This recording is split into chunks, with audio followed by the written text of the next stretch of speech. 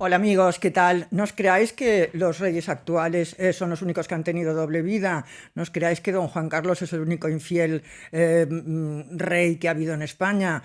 Todos los Borbones desde el siglo XIX han tenido amantes, hijos ilegítimos. Por ejemplo, yo creo que tendríamos que hablar la primera de todas, la que inauguró esta saga de dobles vidas, es la reina María Cristina, la reina gobernadora, como la llamaban. Vivió en el siglo XIX, a principios del siglo XIX. Era la viuda de Fernando VII. Con Fernando VII era la cuarta mujer, la cuarta esposa. De sus anteriores mujeres no tenía descendencia. Con María Cristina tuvo una hija, que fue Isabel II, que luego sería reina. Y cuando se murió, inmediatamente se casó la reina María Cristina con un apuestísimo escolta, ¿no?, que llevaba con ella, que se llamaba Fernando Muñoz. Luego lo hizo duque de Riansares, se casó en secreto. Bueno, las malas lenguas dicen que ya se conocían antes de que falleciera Fernando VII, y a partir de ahí tuvo 8 hijos que se llevaron en secreto. La gente de la corte sabía que estaban casados, pero no hacían vida oficial. Él en ningún momento ejerció de rey consorte. El pueblo no sabía que la reina se había vuelto a casar, y tuvo que disimular durante toda su regencia, porque era la regente de su hija. Tuvo que disimular sus embarazos con ropa ancha, ¿no? Se pusieron de moda las ropas anchas como de embarazada, porque las llevaba la reina. La reina tuvo 8 embarazos sin que nadie se enterara. Daba luz y al día siguiente tenía que presidir sesiones en las cortes.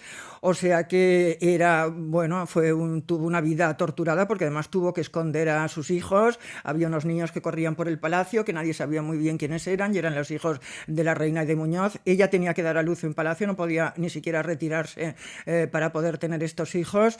Y para que veáis la hipocresía de la época, pues lo sabía todo el mundo, pero nunca se dijo a las claras que estaban casados. Bueno, realmente era un matrimonio legítimo, o sea que estos hijos estaban legitimados. Les dio títulos nobiliarios a todos ellos, y bueno, sus descendientes todavía viven. Bueno, su hija fue Isabel II, fue luego reina con el nombre de Isabel II. La casaron más bien con su primo cuando era muy jovencita, con su primo Francisco de Asís de Borbón. Era una boda totalmente de interés, ¿eh? Y fue un fracaso desde la primera noche. Ella explica su primera noche de bodas diciendo: fue un desastre, porque cómo me voy a acostar yo con un señor que llevaba más encajes que yo en la ropa interior. Decían que Francisco de Asís era homosexual. De hecho tenía una pareja y murió en un palacio con una pareja, pero también tuvo varios hijos ilegítimos, o sea que debía ser lo que ahora se llama bisexual, ¿no? Y Isabel II, bueno, pues tuvo muchos hijos, tuvo 12 hijos, muchos abortos con su marido. Él figuraba siempre oficialmente como si fuera su marido, un poco como doña Juan Carlos y doña Sofía, pero ella decían que ninguno de los 12 hijos era de su marido. Todos les adjudicaban apellidos distintos, nombres distintos, y de hecho muchos de estos niños murieron en el momento del parto, o cuando eran muy pequeñitos.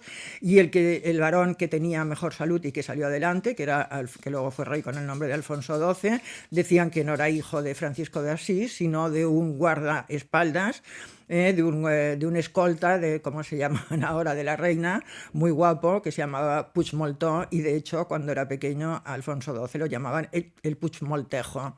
Es curioso porque al final yo no sé qué pasa, que las reinas y los reyes acaban liándose con los escoltas muchas veces, ¿no? Porque son las personas que tienen más cerca.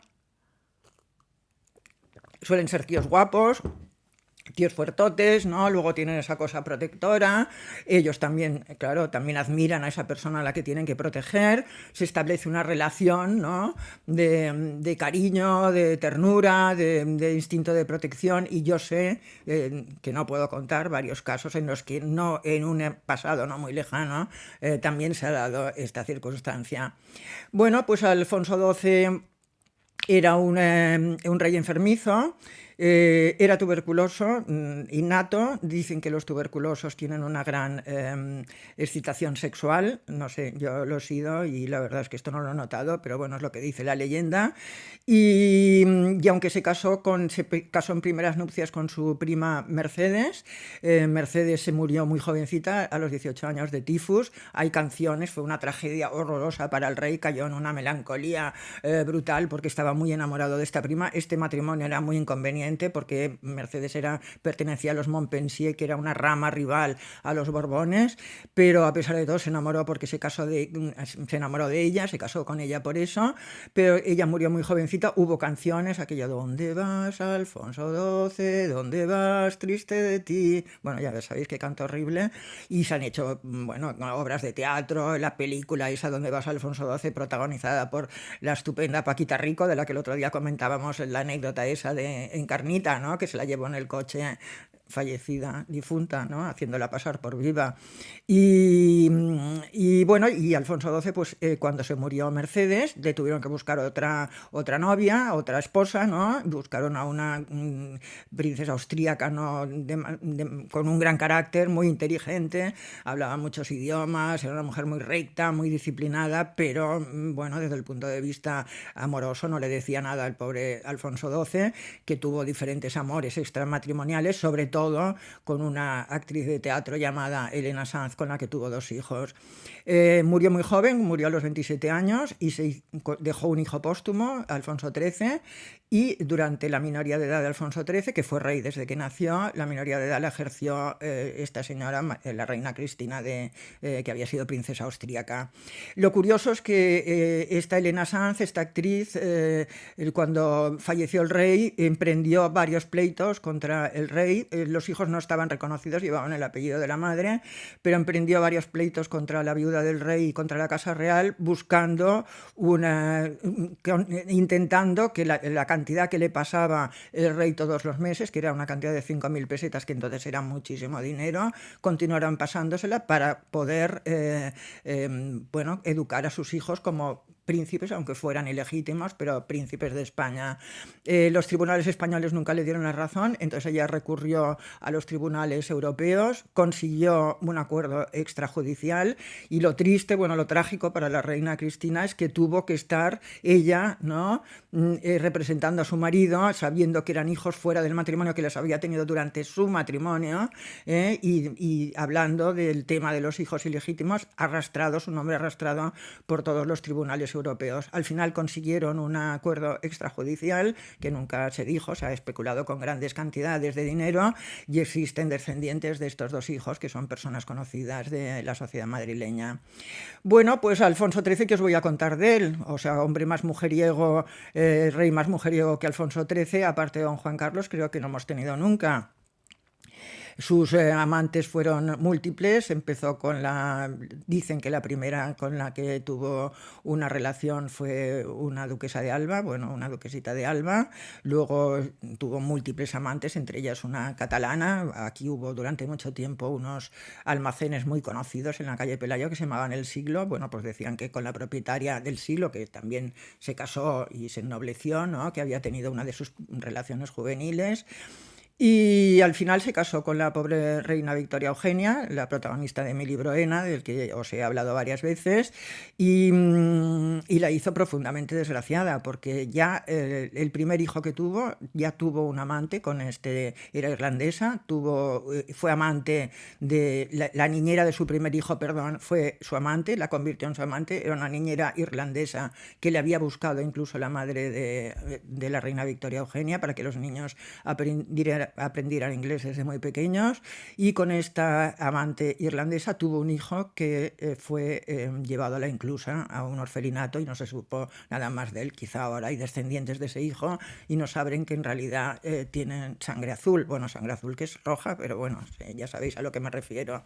Después tuvo múltiples amantes, otras con la princesa, ya casada con Victoria Eugenia, con una señora bien francesa, una aristócrata, Louise de Belmoren. Tuvo un hijo que se llamaba Roger. Este hijo fue, bueno, le dio su apellido el padre que no era padre, el padre oficial, como si dijéramos. Todo el mundo sabía que era hijo de don Alfonso XIII, y como pasa muchas veces entre la aristocracia y la nobleza, el padre de verdad, el padre oficial, estaba orgullosísimo de que el auténtico padre fuera el rey de España. La segunda niñera fue Beatriz Nunn, también es escocesa, en este caso era escocesa. Con esta tuvo una hija que se llamó, a la que dieron el apellido Milán. Este apellido Milán correspondía a uno de los lugartenientes del rey, de Alfonso XIII. Ella no le dio su apellido, pero con esta hija sí que tuvo mucho trato, la mantuvo, y luego muchas veces, ella vivía en Suiza, muchas veces en el exilio iba a visitar la Suiza y decían: la nueva amante de don Juan, perdón, la costumbre, la nueva amante de don Alfonso. Y no era su amante, sino que era su hija, que era joven y a la que quería mucho. Luego tuvo 2 hijos también con la actriz Carmen Ruiz Moragas, que también recibieron estipendio del rey durante muchos años. Se cuidó de ellos, realmente se cuidó de ellos. Luego consiguieron llevar el apellido Borbón, llevándolo... Uy, se ha caído el libro, qué susto. Llevándolo a los tribunales. Y ¿qué os quería decir? Ay, qué horror, qué susto me he dado. Y al final, bueno, consiguieron llevar los dos hermanos consiguieron llevar el apellido Borbón. Y luego, pensemos, tuvo un hijo, don Alfonso XIII, bueno, tuvo varios hijos, pero uno de los hijos era don Juan de Borbón, que fue el padre de don Juan Carlos. A ver, don Juan no... no llegó a tener una doble vida, ¿no? Pero era también muy mujeriego. Y a mí me contaron, y yo lo he contado, creo que fue la primera vez que se ha contado en un libro, yo lo conté también en mi libro sobre él, que estuvo profundamente enamorado de una señora misteriosa llamada Greta, una griega, que estaba absolutamente enamorado, que estuvo a punto incluso de dejar a su mujer, a doña María, a la angelical doña María, por esta mujer, por esta misteriosa griega, y que Franco le envió un ministro y le dijo: oiga, sus devociones privadas, usted haga lo que le da la gana, pero si se separa de su mujer para irse con esta señora, sepa que sus posibilidades de acceder al trono de España, que ya son bastante pequeñas, desaparecerían absolutamente. Y este fue el mejor argumento para que don Juan dejara a Greta, que según decía había sido el gran amor de su vida. Bueno, pues llegamos a don Juan Carlos, ya hemos hablado largo y tendido de él, y ahora nuestro rey es Felipe, y quizá podamos hablar de él dentro de 100 años. Bueno, espero que os haya gustado esta pequeña recolección. Acordaos que el martes que viene, día 2, vamos a hacer un directo. Perdonad que os lo repita tanto, pero es que estoy muy ilusionada. Será a las 8 de la tarde, hora española, a la 1 hora de México y a las 4 hora de Argentina. Espero que estéis ahí, que no me dejéis sola, por favor, que me daría mucha vergüenza delante de mi hijo, que siempre estoy presumiendo de mis seguidores, que me dejarais sola y que no viniera nadie. Me daría mucha vergüenza, además que tengo muchas ganas de veros y contestar a vuestras preguntas. Os quiero mucho, muchísimo, de verdad. Estoy muy ilusionada. Un beso para todos.